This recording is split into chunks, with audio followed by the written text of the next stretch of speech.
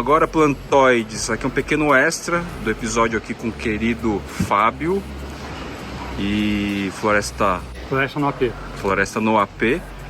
E ele vai mostrar algumas espécies e modo de cultivo dele, espécies ou variedades, né? Quem é essa moçoila aqui? Então vamos começar com essa planta que é uma das estrelas do sul, porque é muito engraçado, no Rio Grande do Sul existem cultivares ou variedades de begônias que a gente não vê no resto do país e não vê nem na gringa, né? Isso aqui foi um presente da querida Juju Begônias, @JujuBegônias, e que ela mesma batizou de Generosinha, né? É o nome que a gente usa nas internas, porque a gente não faz ideia de que híbrida, que cultivar é essa. Desconfiamos que ela seja uma híbrida de Begonia aconitifólia, porque ela tem a forma da folha mais ou menos parecida com toda a superba, que são as híbridas de aconitifólia, né? Que é essa folha lobada com os bicos, os dentes, mas nem é tão pronunciada quanto na IAC, que nós vimos mais cedo. E a Juju a batizou de Generosinha porque ela tem um fato muito curioso. Ela é uma planta que desde muito pequena floresce abundantemente. E como vocês podem ver, as flores são, para a begônia e proporcional ao porte da planta, enorme, né? E ela está sempre florindo o ano inteiro e talvez dê para ver aqui se a gente aproximar. Aqui, nós temos aqui uma folha que ainda nem está no tamanho máximo, mas já está caminhando para a maturidade, uma folha muito jovem, e aqui você já tem uma haste floral e uma série de novas folhas começando a brotar. Inclusive ela brota as folhas simultaneamente, diferente da maioria das begônias, que a gente vê uma folha nascer de cada vez, né? Você tem uma primeira folha que cresce, vem a seguinte. Essa aqui é desesperada, olha a quantidade de folha que a ponta da haste, o ápice, dá ao mesmo tempo, e sempre acompanhado de haste floral. A gente gostaria muito de saber qual é a origem dela, quem são os progenitores.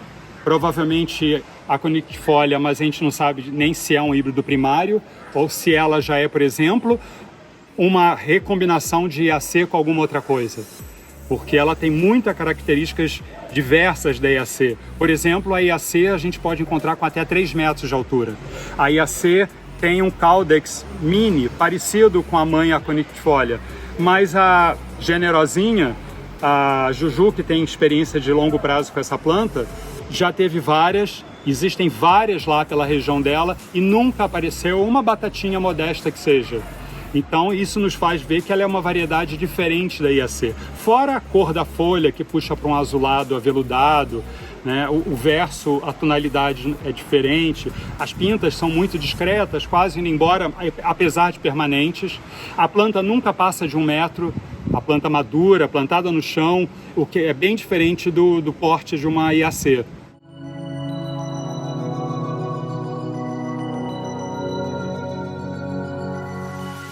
Agora nós estamos vendo outra joia do Rio Grande do Sul, que nós batizamos de nome formal, gente. Por favor, não vão começar a usar isso como nome oficial e pesquisar na internet que não vai dar em nada. A gente batizou de Geada Gaúcha, porque ela lembra muito o padrão da folha, as Snow, as Ice, que a gente conhece no exterior, que são híbridas de Begonia maculata e outras variedades bambusiformes de caninha.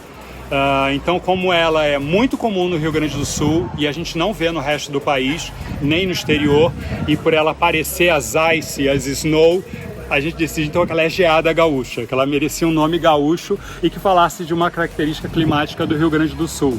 E vocês podem ver que ela é bem cana mesmo, aqui uma haste mais madura, mais vigorosa, que é um bambuzão mesmo. Ela não ramifica muito, apesar da gente ter aqui um raminho secundário. Ela é muito prolífica. Essa planta tem 1 ano e já está com 7 hastes e começou com uma mudinha muito magrela. Aqui se puder mostrar que onde começou tudo é uma mudinha muito magrelinha, que é a geradora de todo esse vegetal incrível.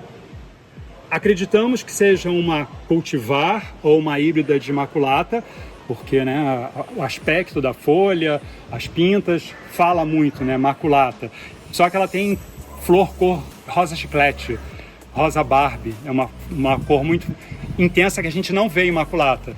Então, é mais um mistério do Rio Grande do Sul, de onde veio essa planta. E quantas outras a gente não terá no Rio Grande do Sul.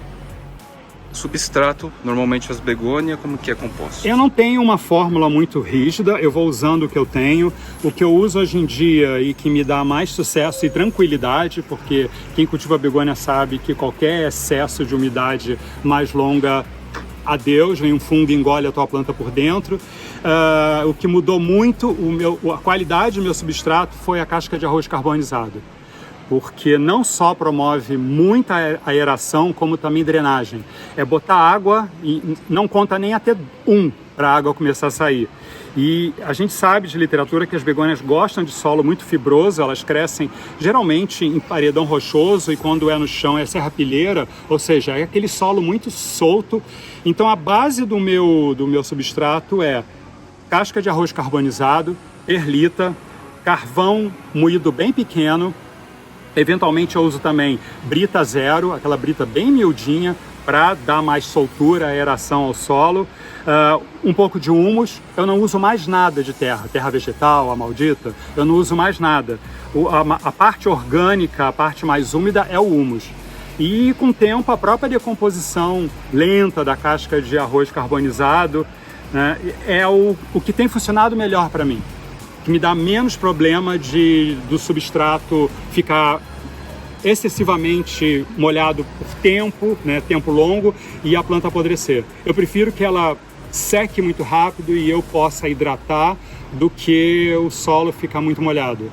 Então, Fábio, antes de você comentar essa próxima espécie aí, ou variedade, você comentou ontem para mim, a gente conversou sobre as raízes das begônias, que elas costumam ser fininhas, elas não atingem grandes profundidades na serrapilheira ou até nas pedras, como você falou, e elas são volumosas. E você comentou inclusive que planta às vezes em bacias, em bandejas, superfícies mais rasas e longas, né, e largas. Exato, porque existe uma tendência das pessoas acharem que para a begônia ficar gigante eu tenho que dar um vazão para elas. Eu acho, como você até estava comentando ontem comigo, que largos, sim, é legal, porque begônia gosta de espalhar. Mesmo as bambusiformes, elas vão, uma haste saindo ao lado da outra, ela vai espalhando. Agora, profundo é um erro muito sério que as pessoas podem cometer ao cultivar a begônia. Porque qual é o problema do solo muito fundo? É que ele acumula água. E essa água acumulada num solo que geralmente as pessoas usam muito orgânico é celeiro de fungo. E begônias são muito suscetíveis a fungo. E as raízes das begônias são muito frágeis. É incrível que plantas que podem atingir um tamanho exuberante tenham uma raiz que parece um cabelinho fino, né? Então, eu acho mais seguro você plantar a begônia numa superfície rasa e se você quer que ela espalhe, larga. Então eu tenho usado bandejas de 5 centímetros de profundidade e o tamanho aí vai do porte da begônia. Mesmo quando eu uso em vaso, são vasos pequenos. Ou eu não vou até em cima, como a gente pode ver aqui, o vaso já é pequeno e eu enchi pouco. Legal. Vamos falar dela então? Vamos, eu trouxe essa begônia que não é tão difícil assim, tão desconhecida, que é a begônia de Croa, mas a gente está acostumado sempre a ver a forma madura, a forma adulta, aquela folha grande, verde-oliva, escura, sem bolinhas, né? E aqui eu trouxe para mostrar essa que é muito jovem ainda e está em recuperação, essa brotação secundária dela, que a gente pode ver como a folha é quase mais bolinha do que verde, do que superfície verde. E isso é uma característica muito forte de begônia bambusiforme imatura, juvenil, folha juvenil. É quando ela tem mais bolinhas. E talvez muita gente nunca tenha visto como a begônia de Croa pode ser tão pontilhada assim. Então agora a gente está vendo uma begônia que provavelmente vocês já viram até em vaso na rua, porque eu já vi muito essa begônia crescendo, não sei se espontaneamente ou se foi plantada, mas ela é bastante comum e eu a considero uma planta belíssima, principalmente se você a cultivar pegando o sol das pontas do dia, seja de manhã cedo ou final da tarde, porque se você cultiva na sombra, como a maioria das pessoas cultivam begônias, ela vai ser um verde oliva bacana. Muita gente vai confundir com umifolia e não é, porque essa aqui é a begônia U402, uma espécie provavelmente venezuelana, mas isso não é uma certeza. Agora, se você cultiva pegando um pouco de sol da manhã ou do final da tarde, ela vai ficar com essa cor de cobre intenso. O verso da planta é um vermelho absurdo, né? Um rubro absurdo, e além disso, ela vai florir, que é impressionante. Assim, ela já está no final da floração. Há um mês ela estava coberta de pequenas florzinhas, que elas são muito pequenininhas. As masculinas, então, aqui já estavam começando mais uma nova rodada, né? As masculinas são muito pequenininhas, as femininas são um pouco maiores por causa do ovário, mas é uma graça, porque você tem essa planta muito verde, escura, acobreado, e as flores branco-rosado, que dá um contraste muito simpático. E é uma planta extremamente fácil de manter. Quanto mais você deixar ela de lado, melhor ela vai ficar. E se você gosta de propagar e distribuir, até pedaços de folha dessa planta enraiza e produz um clone. Já me aconteceu de folha cair e para em outro vaso e cai de maneira propícia, e dali, daqui a pouco, quando eu olho, tem mais uma.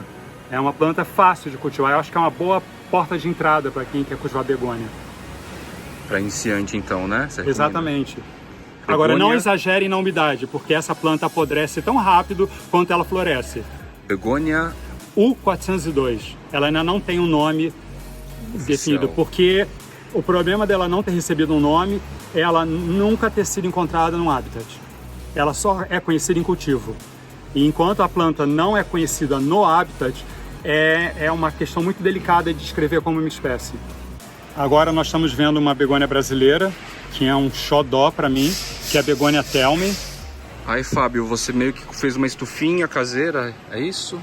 Essa begônia ela é muito prolífica, mas por outro lado ela é muito sensível à falta de umidade. Mesmo morando no Rio de Janeiro, onde a umidade do ar é generosa, ela se ressente a qualquer momento de baixa umidade. Então é uma planta que dá muito certo em terrário. No exterior eles cultivam até muito em terrário, mas eu prefiro cultivar ao ar livre, quase. Então ela começou crescendo nesse pote, só que quando ela encontra condições ideais, que é luminosidade farta, ela chega a pegar sol de manhã cedo, e umidade ela espalha, que é uma loucura, e ela ramifica. Essa begônia, apesar de estar crescendo vertical no palito, é uma begônia rasteira. E muita gente cultiva com pendente. Mas eu não cultivo nem de um jeito nem de outro, mas por um acidente. Ela começou a crescer na vertical por causa do pote. E eu meio que gostei e deixei ela seguir. Botei palito, vou tutorando, e ela foi crescendo na vertical. Ficou diferentona. Acho que até que ela está de costas aqui, esse lado dela é o lado mais bonito. E é outra begônia que, tendo condições, não para de florir.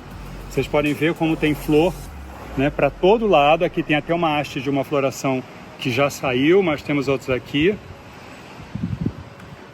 Lá dentro, se a gente começar a investigar, provavelmente vai ter mais botão vindo. Aqui tem uma pequenininha. Então, à medida que ela cresceu, eu tinha 2 vidros desse, uma gambiarra total. Eu tinha 2 vidros desse emborcados, só que ela ficou grande demais. Aí eu botei um saco que era fechado por aqui.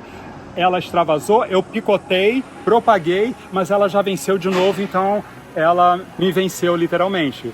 Vai ter que aguentar esse escape de umidade aqui, vamos ver o que acontece. E essa espécie tem uma curiosidade que ela não foi mais encontrada.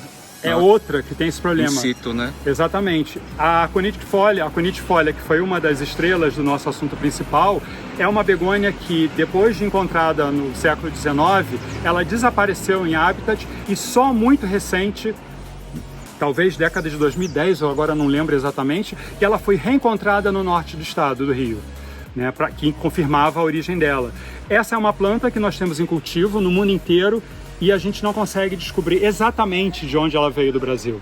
E isso é um problema para a botânica, porque a gente precisa saber de onde ela é para classificar, categorizar, entre outras coisas. Saber o hábito, saber qual é o ambiente ideal. A gente sabe mais informações dela por causa de cultivo do que em habitat. Essa planta, junto com diversas outras, foi presente do meu amigo Alexandre, Instagram, @paixão, avencas, samambaias, cia, tudo separado por sublinhado. Nós agora estamos vendo a begônia angulares, uma queridinha de quem já está no cultivo de begônia fase 2, digamos assim, que já está indo além das espécies mais comuns, mais conhecidas. E, para minha surpresa, é uma planta extremamente fácil de cultivar. Ela foi presente do querido amigo João, o Instagram dele é @begoniabrasilsp. E quando ele me mandou, eu fiquei apavorado. Eu achei que essa planta ia morrer aqui no Rio de Janeiro, que não ia dar certo, que ela ia ressentir falta de umidade. E, para minha surpresa, ela fica na prateleira. Não tem domo, não tem caixa de umidade, não tem tratamento especial como outras precisam ter. E olha só, ela vai dando cada vez mais brotos, cada vez hastes mais vigorosas, mais grossas, mostrando que ela está amadurecendo, que ela está contente, digamos assim. Planta contente é engraçado, mas enfim, que ela está adaptada ao meu ambiente. Ela pega sol de manhã, ou seja, eu deixo ela lá, passo alguns dias, quando vou olhar, vem a lagriminha no olho de tão bonita que essa planta tá. Então, se vocês tiverem acesso a uma muda de begônia angulares, eu recomendo, que é uma planta que tem um visual mais exótico, uma coisa meio alien, ela vai um pouco além do lugar comum da begônia e está se mostrando, pelo menos na minha casa, extremamente fácil de cultivar. E o legal é que é uma espécie nossa, nativa, brasileira. E eu estimulo que as pessoas se dediquem mais às espécies brasileiras. É sempre um backup que a gente tem em casa das nossas plantas, né? O colecionismo tem isso, muitas vezes é onde se preserva espécies. Excito, né? E para encerrar o nosso bonus track, eu trago aqui a begônia dietrichiana, uma espécie brasileira também, e muito comum nas matas do Rio de Janeiro. Ela não tem esse aspecto que nós estamos vendo aqui, porque nas matas ela cresce nos pontos mais escuros, onde você acha que jamais teria begônia, ela está lá. E ela forma moitas de até 1,20 m de altura, extremamente ramificadas, e a gente pode ver que mesmo aqui, minúscula, como ela é extremamente ramificada, e aqui, ó, quantidade de novas brotações, de plantinhas que estão saindo aqui do substrato. Qual que é a ID dela? Begônia dietrichiana, com CH. Impressionante a cor dela. Na câmera aqui ela tá ficando esmaltada. Assim, vamos mostrar aqui o verso, porque esse vermelho dela, da haste dos pecilos e essa borda vermelha. Agora, voltando a como é que ela cresce no habitat, é no ponto mais escuro. Apesar dela também ser um verde ligeiramente limão e ter uma borda ligeiramente vermelha, mas muito discretamente, ela é muito mais escura do que isso aqui. Essa aqui vive num dos pontos de mais baixa luminosidade da minha casa e para ela isso é excesso, tanto que ela está aqui estressada. Essa cor limão com esse vermelho todo não é o natural dela. É porque ela está em excesso de luz, mesmo num cômodo na sombra com baixa incidência de luz indireta. Mas eu gosto muito desse visual dela assim. E ela está bem, ela não está doente nem passando mal, não, ela está bastante saudável. É só uma resposta à alta luminosidade.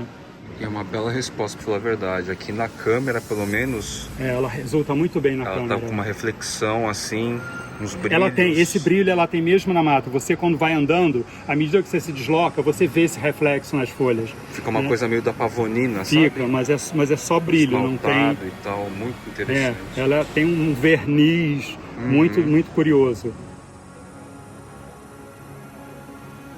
Isso aí, plantoides. Fim do extra. Valeu, Fábio.